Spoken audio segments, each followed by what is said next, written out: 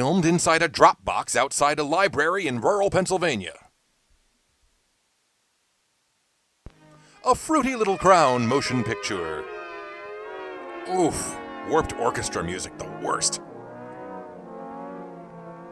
I forgot that Linklater and Spielberg teamed up for an educational short. Oh, Winther? I wonder if he makes little cartoon eyes in his signature. All of us know something about this man, Abraham Lincoln. Old Deado, the penny guy, theater critic. Lincoln, the president, who sadly guided the nation through a tragic war. The war on mustaches. Lincoln, the speechmaker, who clearly discussed the problems of his beloved United States. I thought the United States didn't have any problems before Jimmy Carter. And Lincoln, the storekeeper of utmost honesty. Utmost honesty, $2.99 a pound. But we will show you Abe Lincoln, the boy, and the boyhood he spent as part of a pioneer family. Tonight on The Real Houseboys of the Prairie. Abe Lincoln was born on February 12, 1809, in a log cabin. The cabin, honored as his birthplace, is now in a museum near Hodgenville, Kentucky, on the Lincoln farm. Does it come with minifigs? When Abe was 2 years old, the Lincoln family moved from Hodgenville to a new farm at Knob Creek, Kentucky. Titter, titter, tee-hee. Here, Abe lived until he was 7. When he was shipped off to President Camp. Then the family moved again, journeying a short distance to the wide Ohio River. Why, oh, did I ever leave Ohio? They crossed the river by using a raft. A normal, non-controversial choice. Not sure why we mentioned it. Once across, they were in the new state of Indiana. Named the dog Indiana. From the Ohio River, they traveled several miles to a small community called Little Pigeon Creek. Named after this huge bear. Here, the Lincolns made their new home. From the start, life on the Little Pigeon Creek farm in Indiana was hard. Internet was still dial-up and phones had data It was caps. during the dead of winter that work on the new farm began. Abe Lincoln, age 7, was expected to do his chores, and he did. Well, he tried anyway, bless his heart. He helped trim logs and notch them. And he helped his father and the neighboring farmers fit the logs together to build a cabin. And that's why they're called Lincoln wood trunk things. For the next 2 years at Little Pigeon Creek, young Abe worked long hours on the farm. This is when he got the idea to become very tall. He helped plow the fields where his father, Tom Lincoln, grew crops for food and money. It was this work that probably helped to develop Abraham Lincoln's great physical strength. Sure, let's retcon that in there. Why not? The 9-year-old boy did many jobs on the farm at Little Pigeon Creek. Mostly he just got stuff off the top shelf. He went with his older sister, Sarah, into the surrounding forest to search for wild nuts, fruits, and berries, which the Lincoln family needed as extra food. Extra food? How spoiled are these people?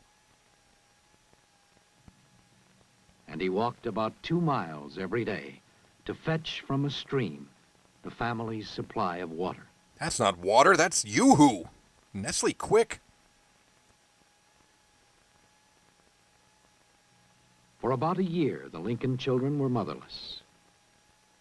Then came a day when Tom Lincoln told his children he would have to leave the farm for a time. I'll have to leave the He farm left for a Abe time. and Sarah to care for themselves and the all-important fields. I'll probably come back, bye. Some historians think that during this time, Abe learned to make his own decisions. After all, he was now the man of the house, responsible for his sister and the care of the farm. Well, let's go watch Snick and eat Pop-Tarts. About 3 weeks later, when Tom Lincoln returned to the farm at Little Pigeon Creek, he brought with him a new wife. Conceived in liberty and Her dedicated name was Sarah Bush Lincoln. Kennedy. The new Mrs. Lincoln had been a widow, and she brought her own 3 children to the Lincoln farm, along with a wagon load of furniture and finery, such as the Lincoln children, Abe and Sarah, had never seen before. We have like one The room, new but Mrs. okay. Lincoln and her family were townfolk who brought household goods strange to the backwoods Lincoln family. Beverly Hillbillies origins. Abe especially was interested by the luxury of the things he saw. Some of the books she brought fascinated him, for Abe had always had a thirst for knowledge. 50 Shades of Almost Grey. from the first, Sarah Bush Lincoln felt drawn to this gangling boy with his gentle, kind ways. Somehow, Sarah Bush Lincoln seemed to realize that Abe was more than just a simple frontier boy. Frontier. He wanted to learn and to know. And that had to be beaten out of From that him. moment on, Sarah Bush Lincoln did everything she could to see that the hard-working Abe got as much education as possible. Often she would put aside her own household work and do Abe's instead, so that the boy could be spared for a few hours to go to school.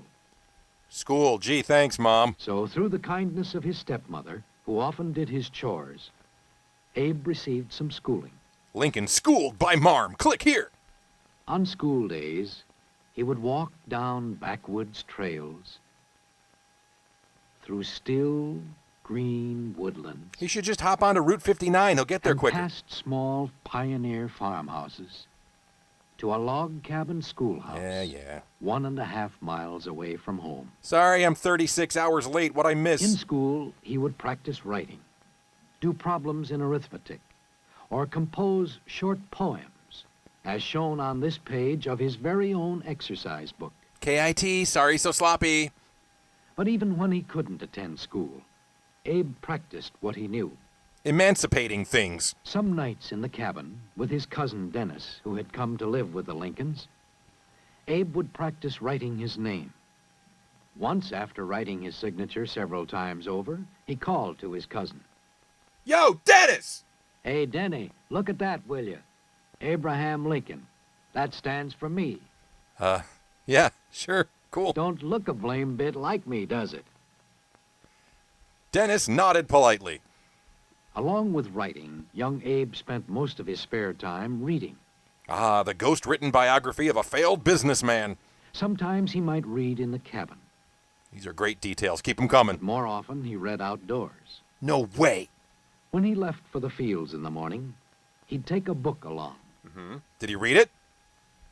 Around noon, he'd sit down under a shady tree, Oh, man.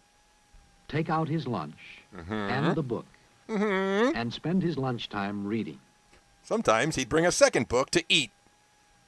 Books fascinated the 10-year-old boy, and he read all he could. You have just one other fact besides the reading thing? He read Aesop's fables, which must have reminded him of the tall tales his father spun, tales that often taught a lesson. Tales like Goodfellas and Seven.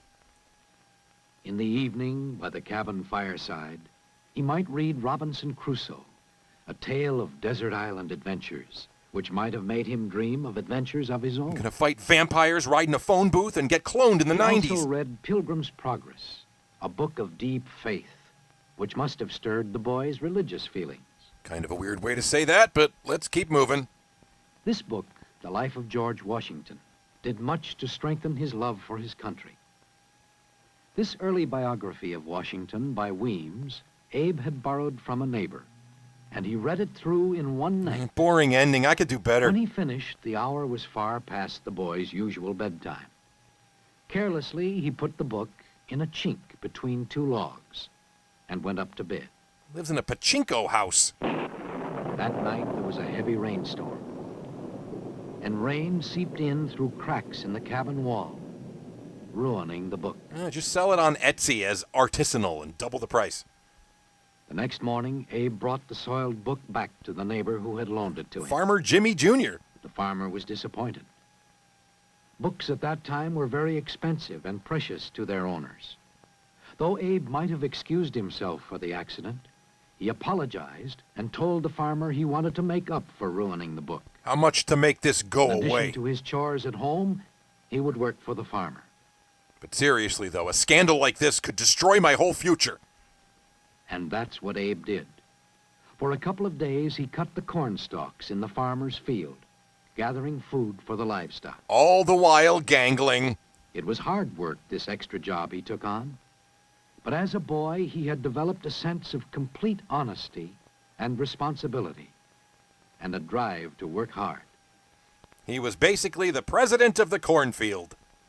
These, then, were some of the events of the boyhood of Abraham Lincoln, of the Indiana years. Pretty dull, not gonna lie.